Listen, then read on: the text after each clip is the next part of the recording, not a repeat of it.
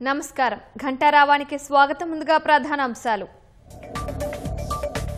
పాలమూరు జిల్లాలో సాగునీటి ప్రాజెక్టులపై సర్కార్ దృష్టి, 2.5 ఏళ్లలో పూర్తి చేసేలా కార్యాచరణ.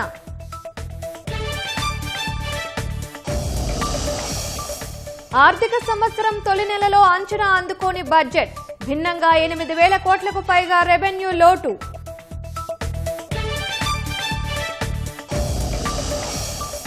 $4 లక్షలు లంచం తీసుకుంటూ ఏసీబీకి చిక్కిన సైబర్ క్రైమ్ ఇన్స్పెక్టర్, ఇంట్లో మరో 13 లక్షల నగదు ఆస్తి పత్రాల స్వాధీనం. విశాఖ గాజువాకలో రోడ్డు ప్రమాదం, ఆగి ఉన్న లారీని ఆర్టీసీ బస్సు ఢీకొని 3 మృతి.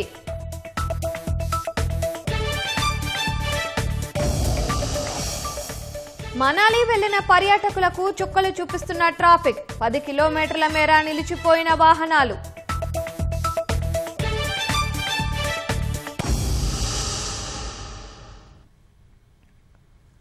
పాలమూరు రంగారెడ్డి ఎత్తిపోతలతో పాటు ఉమ్మడి మహబూబ్ నగర్ జిల్లా ప్రాజెక్టుల పూర్తిపై రాష్ట్ర ప్రభుత్వం ప్రత్యేకంగా దృష్టి సారిస్తోంది.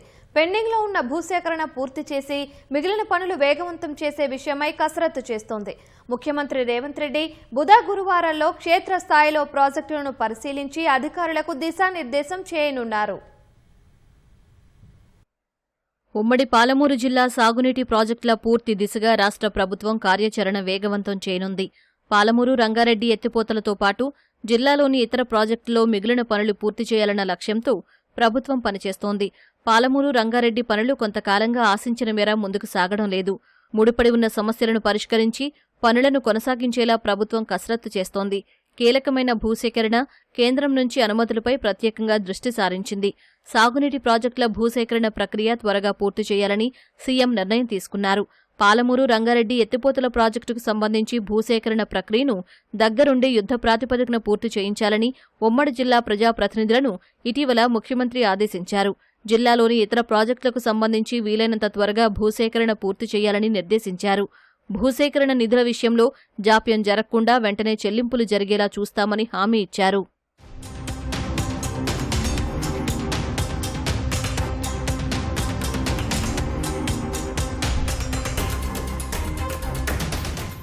నిర్వాసితుల సమస్యలపై దృష్టి పెట్టిన సర్కార్ ఉదండాపూర్ జలాశయ నిర్వాసితులకు పరిహారం పెంచింది. అందుకు అనుగుణంగా పాలమూరు రంగారెడ్డి ప్రాజెక్టు భూసేకరణ, పునరావాసం, మౌలిక వసతుల సదుపాయాల కల్పనకు 587 కోట్ల రూపాయలు కేటాయిస్తూ ఇటీవల మంత్రివర్గ సమావేశంలో నిర్ణయం తీసుకున్నారు. సీఎం ఆదేశాల మేరకు మంత్రులతో పాటు కాంగ్రెస్ ప్రజాప్రతినిధులు క్షేత్రస్థాయిలో పాలమూరు రంగారెడ్డి ప్రాజెక్టు పనులను పరిశీలించారు. ముఖ్యమంత్రి రేవంత్ రెడ్డి గురువారాల్లో 2 రోజుల పాటు ఉమ్మడి మహబూబ్ నగర్ జిల్లాల్లో పర్యటించనున్నారు. పాలమూరు రంగారెడ్డితో పాటు కల్వకుర్తి, కోయల్సాగర్, భీమా తదితర ప్రాజెక్టులను క్షేత్రస్థాయిలో పరిశీలించనున్నారు. భూసేకరణ, సహాయ పునరావాస చర్యలు, పెండింగ్ పనులు, నిధులు తదితర అంశాలపై సమీక్షించనున్నారు. పనుల పురోగతి, ఉన్న సమస్యలపై అధికారులు, ఇంజనీర్లతో చర్చించి పనుల పూర్తికి అవసరమైన ఆదేశాలు జారీ చేయనున్నారు.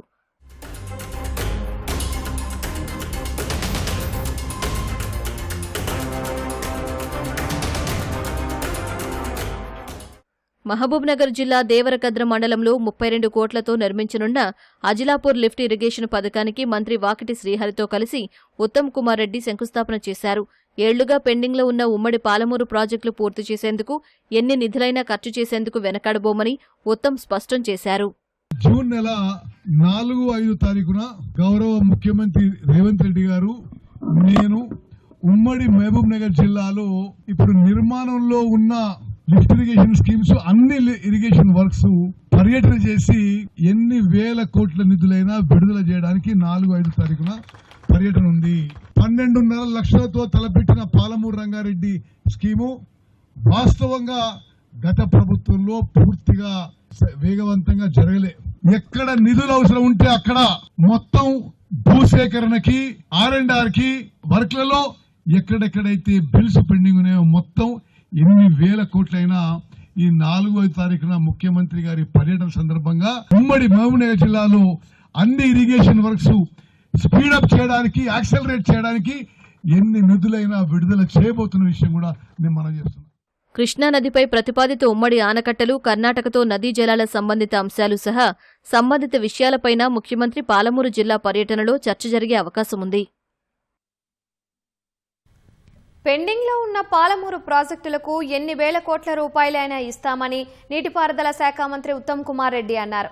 మహబూబ్ నగర్ జిల్లా దేవరకద్ర మండలం హజిలాపూర్లో ఎత్తిపోతల ప్రాజెక్టుకు మంత్రి వాకటి శ్రీహరి, స్థానిక ఎమ్మెల్యే జి మధుసూదన్ రెడ్డితో కలిసి ఉత్తమ్ భూమి పూజ చేశారు. గత బీఆర్ఎస్ ప్రభుత్వంలో పాలమూరు రంగారెడ్డి ప్రాజెక్టు పనులకు 10% చేశారని, 90% చేసినట్లు అసత్య ప్రచారం చేస్తున్నారని ఆరోపించారు. కాంగ్రెస్ అధికారంలోకి వచ్చిన తర్వాతే పనులు ఊపందుకున్నాయని, మరో 2 ఏళ్లలో పూర్తి చేసి చరిత్ర సృష్టిస్తామని ధీమా వ్యక్తం చేశారు. హజిలాపూర్ ఎత్తిపోతలకు 3 నెలల కిందట 32.05 కోట్లతో పరిపాలన అనుమతులు ఇచ్చామని, ఇది పూర్తయితే హజిలాపూర్, వెంకటాయపల్లి, గద్దెగూడెం గ్రామాల్లో 1400 ఎకరాలు సాగులోకి వస్తాయని చెప్పారు. అనంతరం చిన్నరాజమూర్ గ్రామం కొనుగోలు కేంద్రంలో ధాన్యం నిల్వలను పరిశీలించి రైతులతో మాట్లాడారు. నేను ఇరిగేషన్ విషయంలో మరో ముఖ్యమైన ప్రకటన చేశాను. ఈ నెల జూన్ నెల 4-5 తారీఖున గౌరవ ముఖ్యమంత్రి రేవంత్ రెడ్డి గారు, నేను ఉమ్మడి మహబూబ్ నగర్ జిల్లాలో ఇప్పుడు నిర్మాణంలో ఉన్న లిఫ్ట్ ఇరిగేషన్ స్కీమ్స్ అన్ని ఇరిగేషన్ వర్క్స్ పర్యటన చేసి ఆ యొక్క ఇరిగేషన్ పనులు వేగవంతం చేయడానికి ఎన్ని వేల కోట్ల నిధులైనా విడుదల చేయడానికి 4-5 తారీఖున పర్యటన ఉంది. 12.5 లక్షలతో తలపెట్టిన పాలమూరు రంగారెడ్డి స్కీము వాస్తవంగా గత ప్రభుత్వంలో పూర్తిగా అబద్ధాలు చెప్పి అది అసలు వేగవంతంగా జరగలే.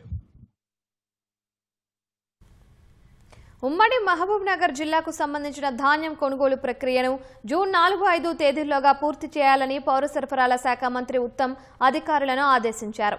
రైతులు పండించిన ప్రతి గింజలను ప్రభుత్వం కొనుగోలు చేస్తుందని స్పష్టం చేశారు.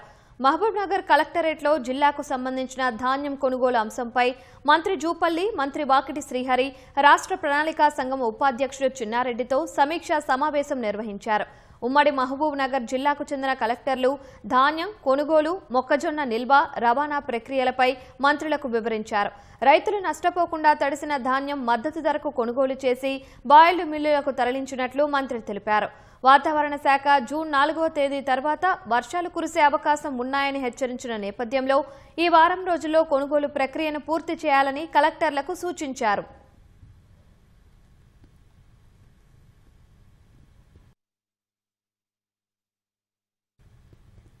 ఇంటర్ పరీక్షల్లో అత్యధిక మార్కులు సాధించిన గిరిజన విద్యార్థులను సత్కరించి మంత్రులు అడ్లూరి లక్ష్మణ్, సీతక్క, పొన్నం ప్రభాకర్ 10,000 రూపాయల చెక్లను అందజేశారు. గిరిజన సంక్షేమ విద్యా సంస్థల్లో చదువుతున్న విద్యార్థులు ఈసారి 99% ఉత్తీర్ణత సాధించారని మంత్రి అడ్లూరి లక్ష్మణ్ పేర్కొన్నారు.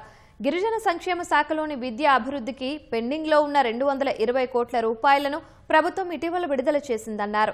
కానీ ప్రభుత్వ పాఠశాలల్లో చదివే విద్యార్థుల సంఖ్య క్రమంగా తగ్గుతోందని, ఇది పెంచే బాధ్యత అధ్యాపకులే తీసుకోవాలని సూచించారు.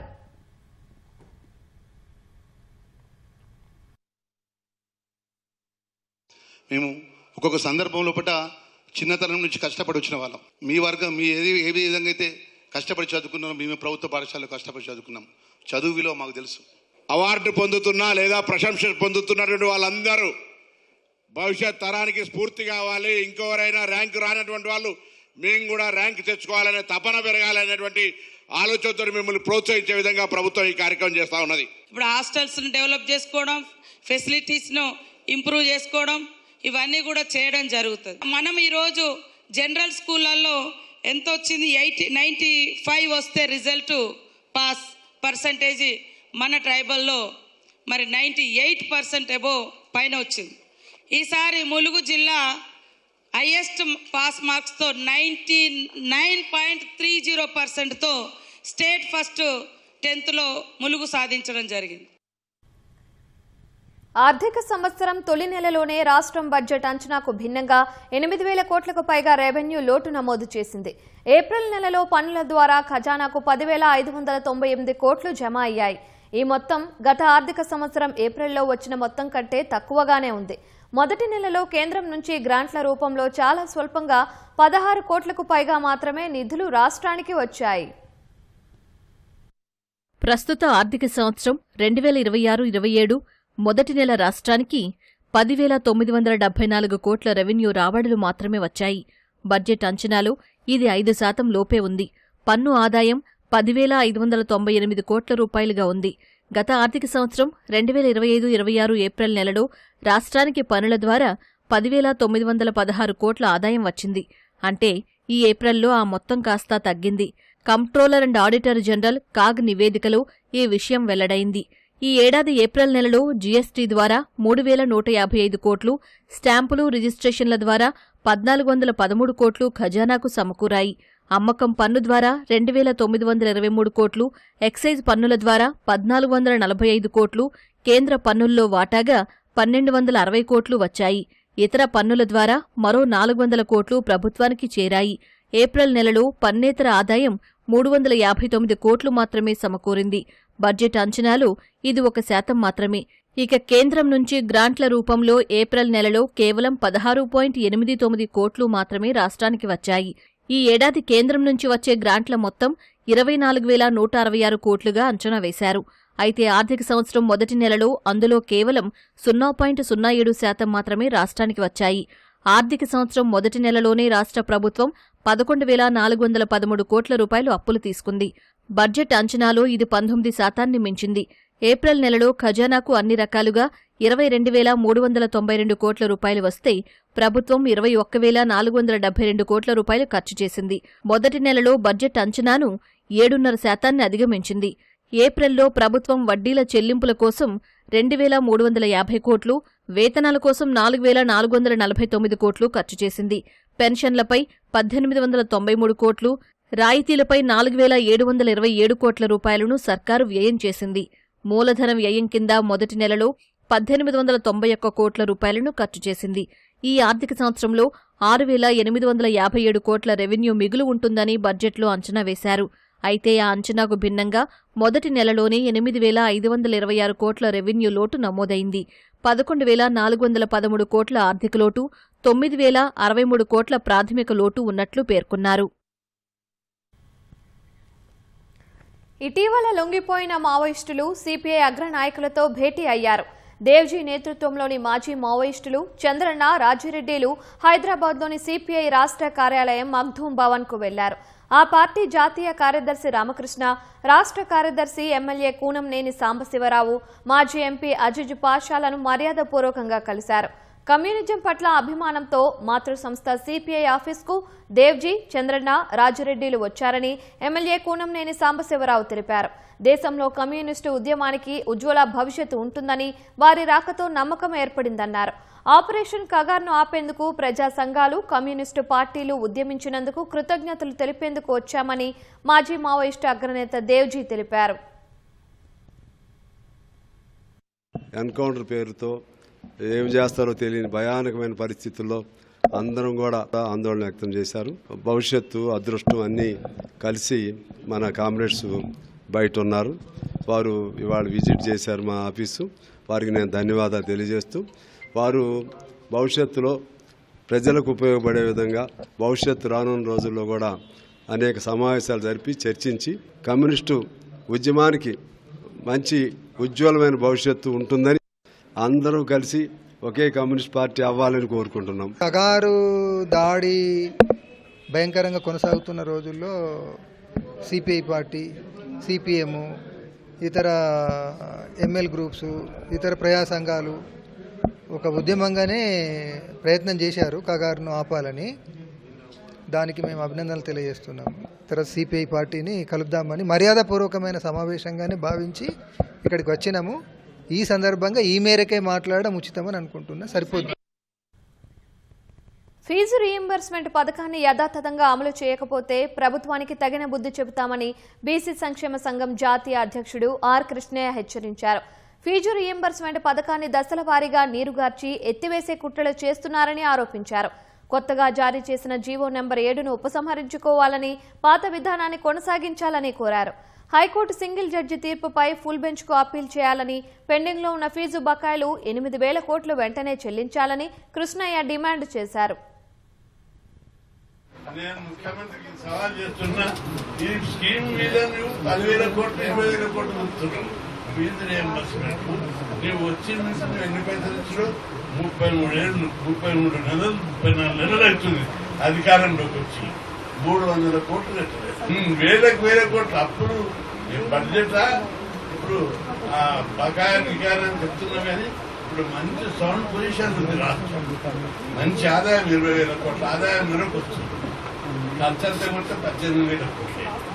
లేదు నువ్వు మూసీ సుందరీకరణ ప్రాజెక్టులకు ఎక్కడికి డబ్బు వస్తుంది?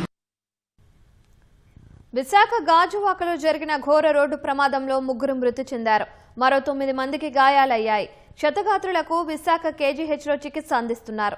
ఏపీలోని రాజమహేంద్రవరం నుంచి పార్వతీపురం వెళ్తున్న ఆర్టీసీ బస్సు విశాఖ గాజువాక వద్ద ప్రమాదానికి గురైంది. ఆగి ఉన్న లారీని బస్సు ఢీకొట్టడంతో దుర్ఘటన జరిగింది. బస్సు ప్రమాదంలో 3 మృతి చెందారు. మరో 9 మందికి గాయాలయ్యాయి. మృతుల్లో డ్రైవర్ రాంబాబు, మరో 2 మహిళలు ఉన్నారు. బాధితులను విశాఖ కేజీహెచ్కు తరలించి చికిత్స అందిస్తున్నారు.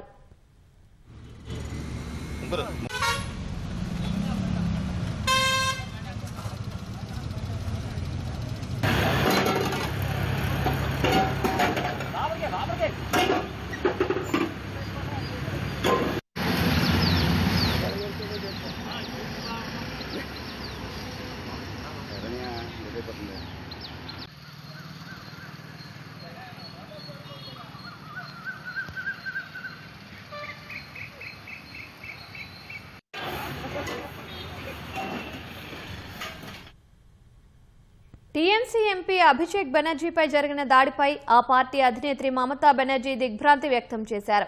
అభిషేక్ భద్రతా ఏర్పాట్లు, ఆసుపత్రిలో చికిత్స జరిగిన తీరుపై ఆమె పలు అనుమానాలు వ్యక్తం చేశారు. అభిషేక్ వైద్య సేవలకు సంబంధించి అనిశ్చితి ఎదుర్కోవడం దారుణమన్నారు. నిజంగా ఆసుపత్రిలో చేరాల్సిన అవసరమే లేకపోతే మొదట ఆయనను ఐసీయూకి ఎందుకు తీసుకెళ్లారని ప్రశ్నించారు. దాదాపు 2 గంటల పాటు అబ్జర్వేషన్లో ఎందుకు ఉంచారని, పలు వైద్య పరీక్షలు చేయించుకోవాలని ఎందుకు సూచించారని ఆమె నిలదీశారు. అభిషేక్ ముఖం, వీపు, ఛాతీ, మెడ భాగాల్లో బలమైన గాయాలైనట్లు వైద్య నివేదికలో తేలిందన్నారు. కీలక సమయంలో ఆయన తలపై హెల్మెట్ పెట్టకపోయి ఉంటే పరిస్థితి ప్రాణాంతకంగా మారేదని మమత అన్నారు. అభిషేక్ పర్యటన గురించి పోలీసులకు ముందుగానే తెలిసినా భద్రతా వైఫల్యం జరగడాన్ని మమత తప్పుబట్టారు. హింసను సృష్టించేందుకే బయటి వ్యక్తులను రప్పించారని ఆమె ఆరోపించారు. అటు ఈ దాడికి బీజేపీనే కారణమని సమాజ్వాదీ పార్టీ అధినేత అఖిలేష్ యాదవ్ ఆరోపించారు. ద్వేషపూరిత, ప్రతికూల, హింసాత్మక రాజకీయాలు చేయడం మాత్రమే బీజేపీకి తెలుసని ఎక్స్ వేదికగా అఖిలేష్ తీవ్ర స్థాయిలో విమర్శించారు. ఢిల్లీలోని సాకేత్ మెట్రో స్టేషన్ సమీపంలో 5 అంతస్తుల వాణిజ్య భవనం కుప్పకూలిన ఘటనలో 1 చనిపోయారు. మరో 8 మందికి గాయాలయ్యాయి. నిన్న రాత్రి భవనం కూలిపోగా సహాయక చర్యలు కొనసాగిస్తున్నారు.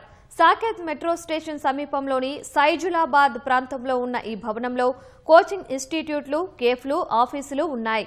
3వ అంతస్తులో నిర్మాణ పనులు జరుగుతుండగా రాత్రి 7 గంటల 45 నిమిషాల సమయంలో కుప్పకూలింది. భవనం శిథిలాలు పక్కనే ఉన్న తాత్కాలిక క్యాంటీన్పై పడినట్లు అగ్నిమాపక అధికారులు తెలిపారు. ఆ సమయంలో క్యాంటీన్లో భోజనం చేస్తున్న విద్యార్థులు గాయపడ్డారు. శిథిలాలను జాగ్రత్తగా తొలగించేందుకు జేసీబీ, ఎక్స్కవేటర్లు, భారీ యంత్రాలను రంగంలోకి దించారు. ఇనుప గడ్డర్లు, కాంక్రీట్ స్లాబ్లను కత్తిరించడానికి హైడ్రాలిక్ కట్టర్లు, జాక్లను ఉపయోగిస్తున్నారు. శిథిలాల్లోకి కెమెరాలు పంపి లోపల ఎవరైనా ఉన్నారా అని పరిశీలిస్తున్నారు. ఎర్త్ ఆగర్ డ్రిల్లింగ్ యంత్రాలు, శిక్షణ పొందిన స్నిఫర్ డాగ్లను ఉపయోగిస్తున్నారు. లోపల ఇంకెవరూ చిక్కుకున్నట్లు కనిపించడం లేదని సీనియర్ పోలీసు అధికారి ఒకరు తెలిపారు. ఇంకా ఎవరైనా చిక్కుకొని ఉన్నారేమోనని సహాయ చర్యలు కొనసాగిస్తున్నట్లు చెప్పారు.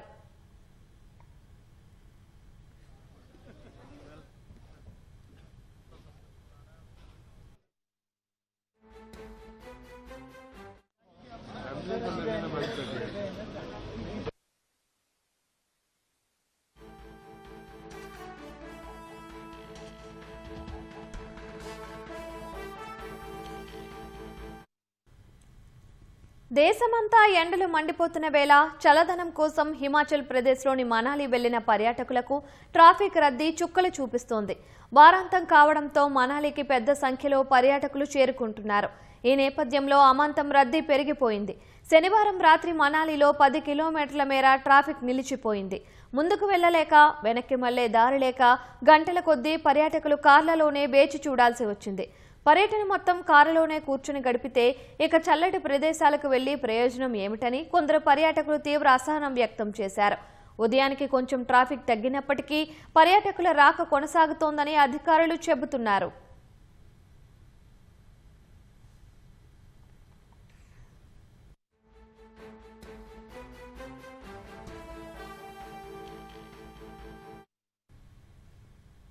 సంప్రదాయ యుద్ధ పద్ధతులను పక్కన పెట్టి భారత సైన్యం ఆధునీకరణ బాటలో పయనిస్తోంది. కృత్రిమ మేధ, మానవరహిత డ్రోన్ వ్యవస్థలపై దృష్టి సారించింది. శత్రువులు దాడి చేశాక స్పందించే ధోరణి నుంచి ముందస్తుగా విరుచుకుపడే వ్యూహాలకు పదును పెడుతోంది.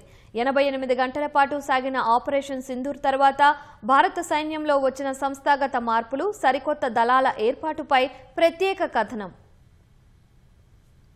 National defence academy passing out పరేడ్లో పాల్గొన్న army chief general Upendra Dwivedi కీలక వ్యాఖ్యలు చేశారు. భారత్ ఆపరేషన్ సింధూర్ 2.0కు సన్నద్దమవుతోందని అన్నారు. గతేడాది ఆపరేషన్ సింధూర్ ముగిసిన తర్వాత త్రివిధ దళాలు భారీ ఎత్తున సంయుక్త సైనిక విన్యాసాలు నిర్వహించాయి. శత్రువు దాడి చేశాక స్పందించే ధోరణి నుంచి ముందస్తుగా విరుచుకుపడే వ్యూహాలకు పదును పెట్టింది. అందులో భాగంగానే 2025 నవంబరులో త్రివిధ దళాలతో త్రిశూల్ విన్యాసాలు నిర్వహించారు. మానవ వనరులపై ఆధారపడే పాత పద్ధతులు స్వస్తి పలికి ఆర్టిఫిషియల్ ఇంటెలిజెన్స్, మానవరహిత డ్రోన్ వ్యవస్థలపై భారత సైన్యం దృష్టి సారించింది. దాడి చేసే సామర్థ్యాన్ని పెంచేందుకు సైన్యంలో భారీ సంస్థాగత మార్పులు చేసింది. వేగంగా కదులుతూ ప్రతిదాడులు చేసేందుకు వీలుగా రుద్ర బ్రిగేడ్స్, భైరవలైట్ కమాండో బెటాలియన్లను ఏర్పాటు చేసింది. పదాతి దళాలకు అనుబంధంగా అస్ని డ్రోన్ ప్లాటూన్లను తీసుకురాగా ఆర్టిలరీ విభాగానికి దివ్యాస్త్ర బ్యాటరీలు, శక్తిబాన్ రెజిమెంట్లను జోడించింది. ఆర్మర్స్ కార్ప్స్ లో శౌర్య స్క్వాడ్రన్ల ఏర్పాటు తుది పరిశీలనలో ఉంది. నిఘా, ఖచ్చితమైన దాడులు, ఎలక్ట్రానిక్ వార్ఫేర్ వంటి వాటిలో ఈ డ్రోన్ ఆధారిత యూనిట్లు కీలకంగా వ్యవహరిస్తాయి. గతేడాది చివర్లో సుమారు 5,000 కోట్ల రూపాయలతో సైన్యం విదేశీ డ్రోన్లకు ఆర్డర్లు ఇచ్చింది. ఇందులో ఆత్మాహుతి దాడులు చేసే కమికాజే డ్రోన్లు, నిఘా ఉంచే యూఏవీలు ఉన్నాయి. అయితే ఈ ఆధునీకరణ వేగంగా జరుగుతున్నప్పటికీ కొన్ని లోపాలు ఇంకా అలాగే ఉన్నాయి. త్రివిధ దళాలను కలిపే ఇంటిగ్రేటెడ్ థియేటర్ కమాండ్స్ ఏర్పాటు ప్రక్రియ మందగించింది. పాకిస్తాన్, చైనాలు ఇప్పటికే తమదైన రాకెట్ ఫోర్స్ వ్యవస్థలను అభివృద్ధి చేసుకోగా భారత్ ఇంకా ఇంటిగ్రేటెడ్ రాకెట్ ఫోర్స్ ను ఏర్పాటు చేయాల్సి ఉందని రక్షణ రంగ నిపుణులు విశ్లేషిస్తున్నారు. సంప్రదాయ యుద్ధ పద్ధతులకు స్వస్తి పలికి ఆధునీకరణకు భారత సైన్యం నడుం బిగించింది. అందులో భాగంగానే డ్రోన్ యూనిట్లు, మెరుపు వేగంతో స్పందించే బెటాలియన్లను ఏర్పాటు చేస్తోంది. ఏ క్షణాల దాడి జరిగినా మెరుపు వేగంతో స్పందించేందుకు వీలుగా వాయుసేన, నేవీలతో సమన్వయానికి చర్యలు చేపట్టింది.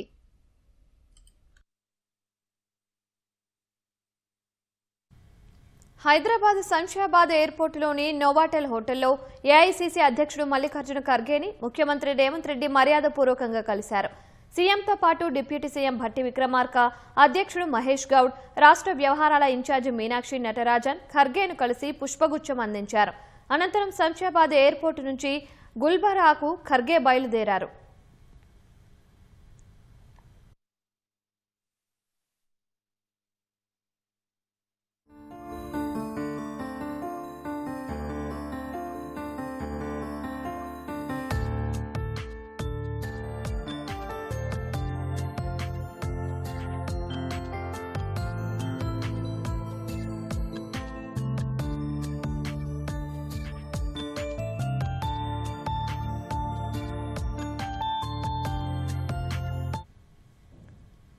సూర్యాపేట జిల్లా మధ్యరాల మండల కేంద్రంలో రైతులకు వ్యవసాయ అధికారుల అవగాహన కార్యక్రమం నిర్వహించారు. వరి కొయ్యలు కాల్చడం వల్ల భూమిలో జరిగే మార్పుల గురించి ఉపాధి కూలీలకు వివరించారు. దీనివల్ల శ్వాసకు సంబంధించిన వ్యాధులు కూడా వచ్చే అవకాశాలున్నాయని తెలిపారు. పంట అవశేషాలను కాల్చకుండా భూమిలో కలియ దున్నాలని రైతులకు అధికారులు సూచించారు.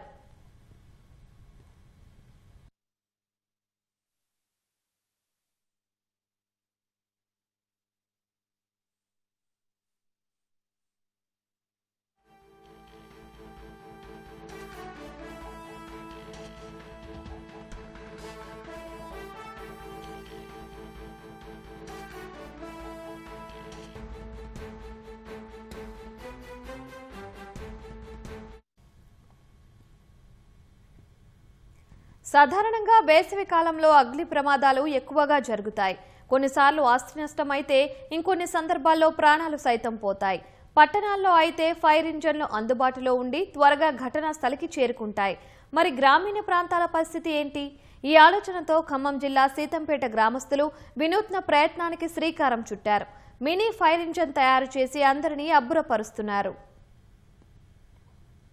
పంటల సీజన్ ముగియగానే వ్యర్థాలకు చాలా మంది రైతులు నిప్పంటిస్తున్నారు. పొలాన్ని మరో పంటకు సిద్ధం చేస్తున్నారు. అయితే ఆ నిప్పు క్రమంగా ఇతర పొలాలకు వ్యాపిస్తూ భారీ అగ్ని ప్రమాదాలకు కారణమవుతోంది. ఖమ్మం, భద్రాద్రి కొత్తగూడెం జిల్లాల్లో తాజాగా ఇలాంటి అగ్ని ప్రమాదాలు ఎక్కువగా జరిగాయి. వీటి వల్ల పశువులు ప్రమాదాల బారిన పడుతున్నాయి. ఒకేసారి 4-5 గ్రామాల్లో ఈ తరహా ప్రమాదాలు జరగడంతో అగ్నిమాపక సిబ్బంది అన్ని చోట్లకు సకాలంలో వెళ్లడం కష్టంగా మారుతోంది. వీటన్నిటిని గమనించిన సీతంపేట గ్రామస్తులు ఇంజనీర్లుగా మారి పరిష్కారంగా మినీ ఫైర్ ఇంజిన్ రూపకల్పన చేశారు.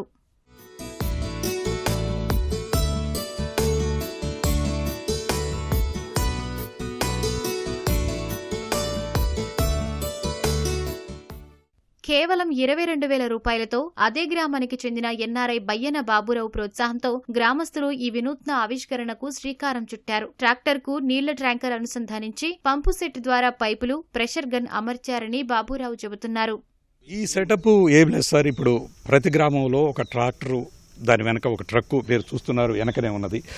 దానికి పంప్ సెట్ అనేది ఇచ్చారు. ఈ పంప్ సెట్ ద్వారా ట్యాంకర్లోకి నీళ్లు పోస్తున్నారు.